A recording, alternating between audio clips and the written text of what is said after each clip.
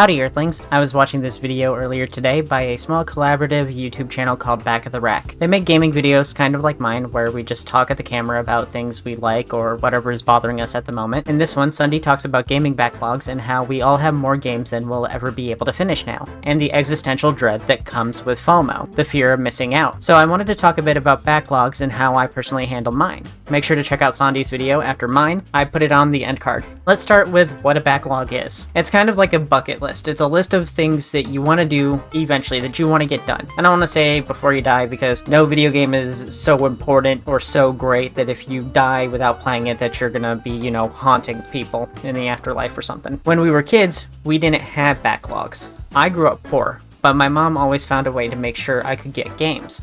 But we had a rule that I had to beat my game before I could get another. This rule didn't last very long once I discovered GameStop and sold my massive GameCube collection that I'm still very mad at myself for selling. But yeah, because coming by games as a child was a rarity, like a once a month sort of thing, there really wasn't enough games for me to have a backlog as a kid. You got what you got, and that was it. Games also weren't coming out as frequently as they do now. A major title would only be one a month or so. I was rarely expected to choose between two games.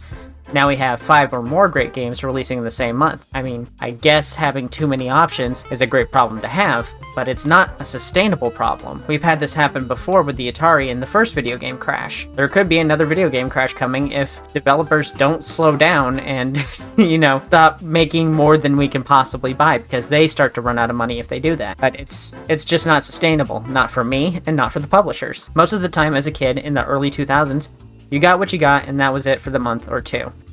So, of course, you beat them. You had the time to. You had no choice. What else were you gonna do? Play nothing? Go outside? No.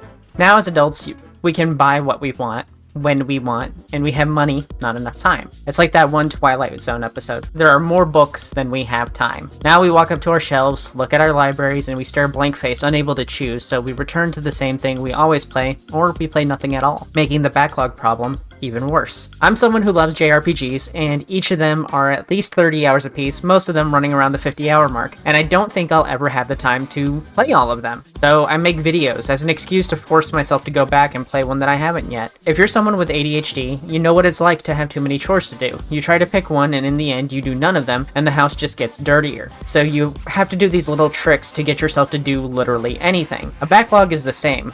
It's a massive pile of chores. We swear that we'll get done one day, and we end up not doing anything, and it just keeps growing. You'll stop doing chores when you're dead, but those chores will keep building. New people will dirty dishes. Dust will cake the shelves of your home once again. And I think that's what you need to understand. You will never finish your backlog. Now don't despair. This can be freeing in a sense. Once you admit that you're powerless, it's easier to regain control. It's time to find out tricks and chisel away at it. We might not ever be able to finish it, but we can actually start and do some of them. We can't do all of them, but we can do some of them. So let's do some of them, because it's better than doing nothing. So here's my trick at actually chipping away at your backlog. The first step is to restrict yourself from getting more games. No more humble bundles. Just, if you want to donate money to a cause, donate money to a cause. You don't have to get games in return. And you're not playing 90% of the games that come from the bundle. You need to make a deal with yourself to buy less games in exchange for something else. Remember when I said as a kid, my mom wouldn't let me get a new game without beating my current one? You need to do something like that. But if you're beating one game and replacing it with another, then you're exactly where you started still. You need to beat multiple games before allowing yourself to get a new one. Next, pick one system. As a kid, you probably only had one video game system or a main game system that you mostly bought games for. For me, this was the GameCube. You need to limit yourself to one system for now. Next, you need to find a gimmick. When I struggle to do chores, I make up imaginary rules to force myself to do one. Like, this day, I only do long chores. This day, I only do short chores. Like, organizing things in an obsessive way. Like, doing weird tricks, like a little to the left. If you've ever played A Little to the Left. Probably not, because it's in your backlog, right? But in A Little to the Left, you organize things in weird ways, and sometimes that little gimmick is enough to make you want to get that chore done. You might limit yourself to a genre, a developer, a console, or something similar on a specific day. Your biggest problem right now is choice paralysis. It's when you have so many things to choose from that you instead choose nothing. Or you take so long to choose, and then you finally choose, and then you feel regret over your choice. You need to do what you can to shrink down those options so that you have very little options. You need to limit yourself to very few options, just like when you were a kid. This is going to be hard, but you need to pick just 5 games. You need to make sure that they're different genres. If you don't, then you'll get burnt out on the genre. When you have your whole library to choose from, it becomes very difficult to find something you want to play. So by limiting it, you're telling yourself that this is all you own. And by restricting yourself from buying more games, you're telling yourself that you need to beat more games first. Basically, you're forcing yourself to beat them. Next, you need to play different games amongst those 5. Don't force yourself to binge just one, especially RPGs. You will get burnt out. And if you get burnt out, you'll cheat or you'll quit. The next tip I have is for you to stop concerning yourself with efficiency. Stop trying to look for the fastest way to beat your game. Stop min-maxing. Stop playing games in what you think is the most optimal way. Stop using guides so much. You didn't do that as a kid, because you probably didn't have access to the internet as a kid. You played games to enjoy them, and by trying to maximize efficiency, you are taking the fun out of your game and turning it into a job. I know, because I felt this at one point. I felt at one point that playing video games was a job, and it's because I was just trying to get through them as fast as possible. The only payment games have to offer you is fun, and if you're min-maxing out the fun, then you're not getting anything in return. Peak efficiency is for your job, so you can get that paycheck ASAP, but games pay you in fun. Focusing on efficiency in games only efficiently removes the fun. Just relax. That's why you bought these, right? To unwind? Turn off your phone. Turn off that second screen playing a YouTube video you don't even care about.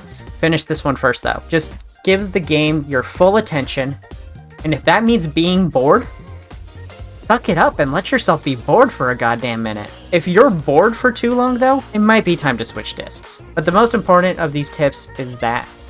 But also, to get things done by limiting your options. The more time you spend choosing a game, the more likely you don't pick anything at all. I've been doing this on my emulator handhelds.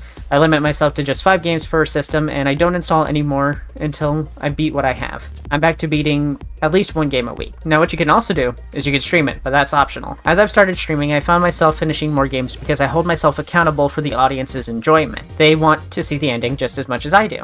Same is true with making videos or podcasts.